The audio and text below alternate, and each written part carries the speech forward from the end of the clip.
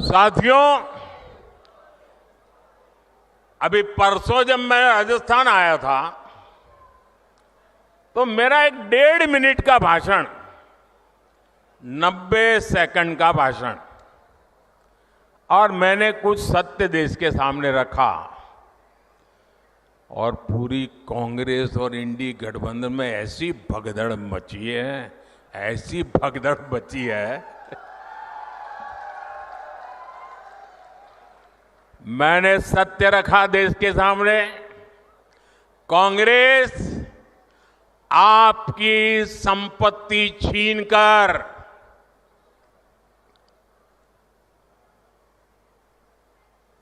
उनके खास लोगों को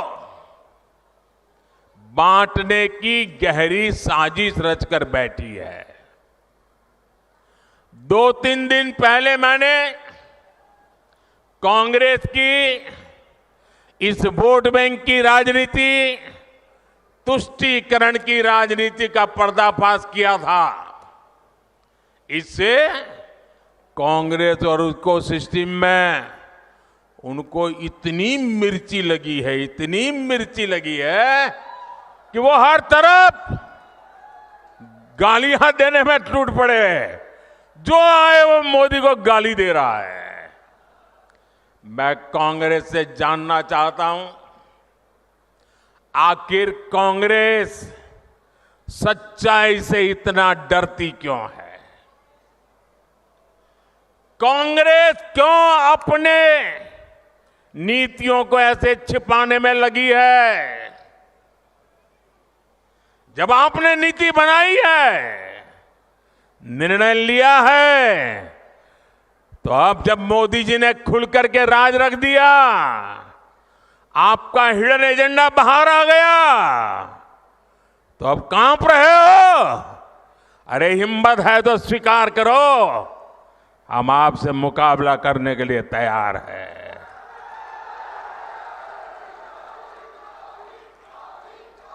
मैं ये बात देश को साफ साफ बताना चाहता हूं कि कांग्रेस वोट बैंक पॉलिटिक्स के दलदल में इतना धंसी हुई है कि उसे बाबा साहब के संविधान की भी परवाह नहीं है। और आपको पता होगा, उन्होंने मैनिफेस्टो में तो लिखा है कि आपकी संपत्ति का सर्वे करेंगे। हमारी माताओं बहनों के पास जो स्त्री धन होता है, जो मंगलसूत्र होता है, उसका सर्वे करेंगे। और फिर उनके एक नेता ने तो भाषण में कहा, एक्सरे किया जाएगा, एक्सरे किया जाएगा। मतलब आपके घर में अगर बाजरे के अंदर डिब्बे में भी कुछ रखा है तो वो भी एक्सरे करके खोजा जाएगा। दीवार में कहीं रखा है तो उसको भी एक्सरे करके खोजा जाएगा। पूरा एक्सरे करने वाले की घोषणा की है और उनके नेता ने पब्लिकली कहा है। और फिर आपकी सारी संपत्ति, जरूरत से ज्यादा जो भी होगा वो उनका कब्जा करेगी उनकी सरकार, कहते हैं, और फिर लोगों को बांट देंगे। अगर आपके पास 2 घर है, यहां गांव में घर है, और बच्चों के लिए आपने जयपुर जोधपुर में अगर एक छोटा फ्लैट ले लिया है, तो एक्सरे करेंगे कि भाई 2 घर है, एक वापस दो, सरकार को दे दो। बताइए, आपको मंजूर है क्या? ये मंजूर है क्या? क्या स्त्री धन पर हाथ लगा सकते हैं क्या? क्या मंगलसूत्र पर हाथ लगा सकते हैं क्या? ये पंजे की ये ताकत, भाइयों बहनों, राजस्थान में से एक भी पंजा बचना नहीं चाहिए भाइयों। अब देखिए, कांग्रेस पार्टी ने संविधान के साथ, बाबा साहब आंबेडकर के दिए हुए संविधान के साथ किस प्रकार से खिलवाड़ करने की कोशिश की। इस देश के में जब संविधान बना तब धर्म के आधार पर आरक्षण का घोर विरोध हुआ था, ताकि हमारे एससी, एसटी, ओबीसी समुदाय को सुरक्षा मिलती रहे। लेकिन उन्होंने, मनमोहन सिंह जी ने भाषण किया था और उस सभा में मैं मौजूद था मुख्यमंत्री के नाते, मुस्लिमों का देश के संसाधनों पर पहला हक है, ये मनमोहन जी का बयान है। और ये संयोग नहीं था और ये अकेला बयान नहीं था। कांग्रेस पार्टी की सोच हमेशा से तुष्टीकरण की रही है, वोट बैंक की राजनीति की रही है। 2004 में जैसे ही कांग्रेस की केंद्र में सरकार बनी, उसके सबसे पहले किए गए कामों में था, सबसे पहला काम था चुनाव जीतने के बाद आंध्र प्रदेश में एससी, एसटी के रिजर्वेशन में से कमी करके मुसलमानों को रिजर्वेशन देने का प्रयास। ये एक पायलट प्रोजेक्ट था जिसे कांग्रेस पूरे देश में आजमाना चाहती थी। 2004 से 2010 के बीच कांग्रेस ने 4 बार आंध्र प्रदेश में मुस्लिम रिजर्वेशन लागू करने की कोशिश की, लेकिन कानूनी अड़चनों की वजह से, सुप्रीम कोर्ट की जागरूकता के कारण वो अपने मंसूबा जो लेके चले थे वो पूरे नहीं कर पाए।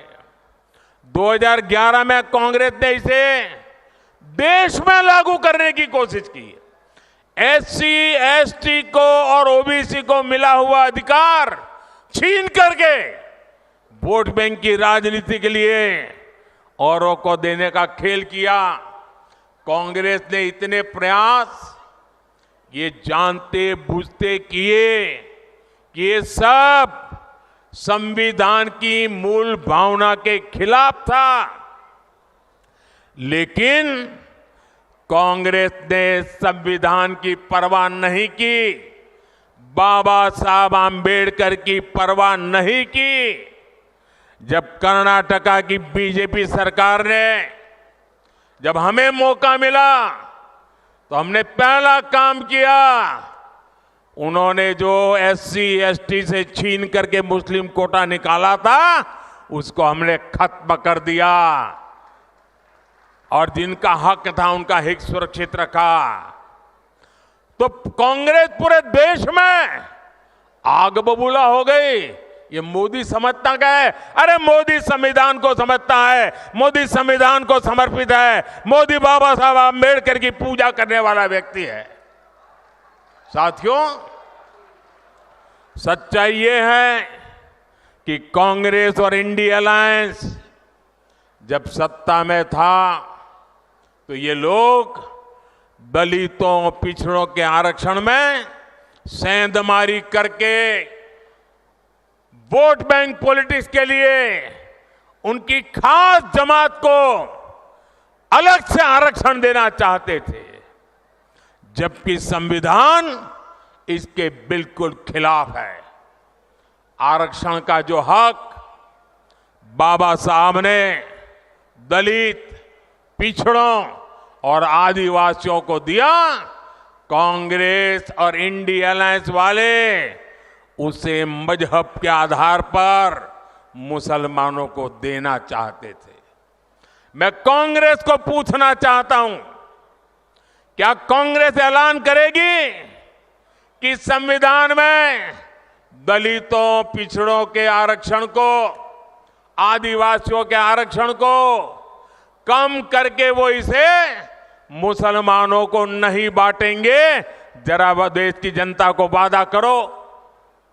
कांग्रेसी जहां भी आए, आपको मोहल्ले में आ जाए, आपके घर में मिलने आ जाए, जरा खड़े रख करके पूछो, कर्नाटका, आंध्र जैसे राज्यों में इन्होंने आरक्षण को मजहब के आधार पर बांटने का खेल क्यों शुरू किया था?